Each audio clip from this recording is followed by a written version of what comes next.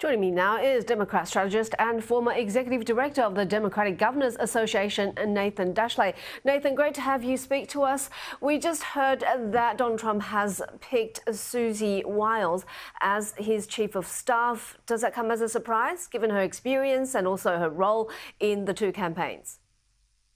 No, I don't think it comes as a surprise. When you pick a chief of staff, you want somebody who is both competent and somebody who's trustworthy.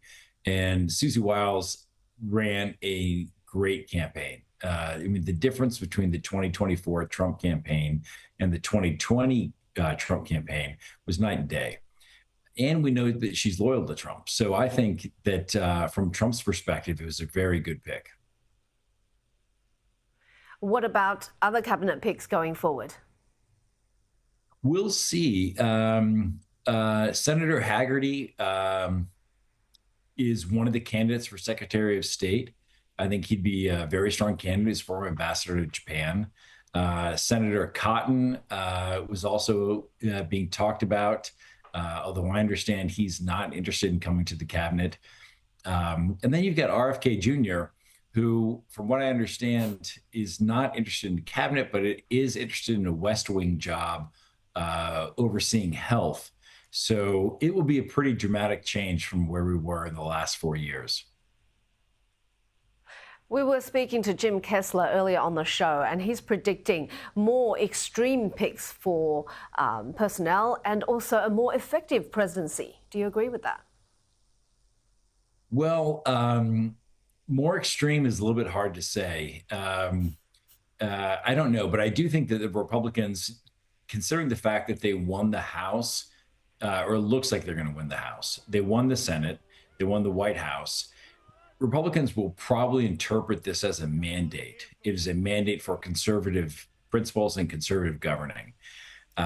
Always the question of when you win the White House is whether or not you have a mandate. And I think conservatives, after this election, will conclude that they have. And that would probably result in more conservative picks for the nominees because they think that they've got the muscle to get them through the process.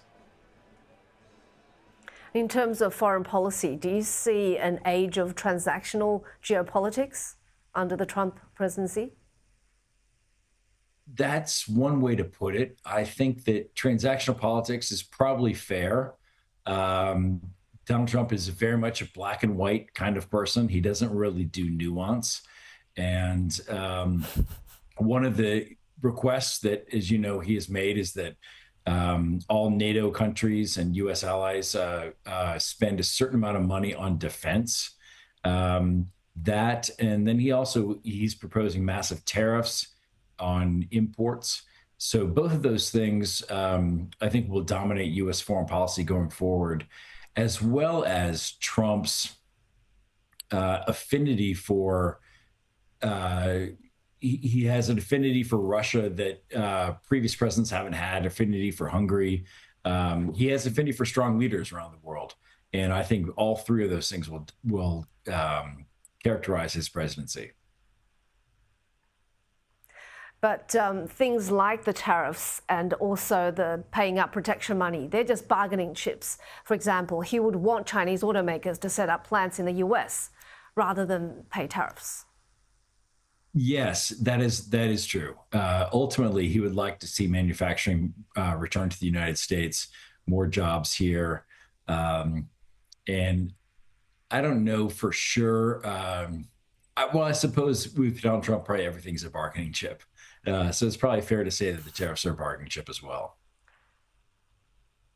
And you've called for the Democrats to do soul searching. Are you seeing that right now? Are we going to have a more competitive primary process in the future? What are the qualities we're going to look for in future Democrat leaders?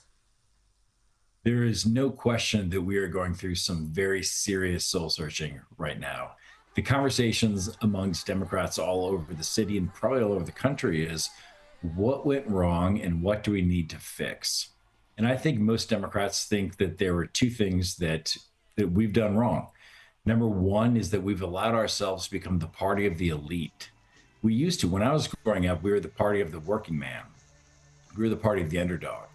But now we've become the party of college professors and people who shop at Whole Foods.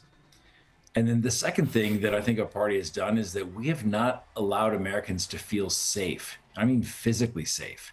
Americans feel safer with Republican leadership than Democratic leadership. There's no reason why that should be. But as an operational matter, we have failed in that game, and we've let Americans think that they're going to be less safe under Democratic leadership. Okay, thank you so much for your insights. Look forward to talking to you again. Democrat strategist and former executive director of the Democratic Governors Association, Nathan Daschle.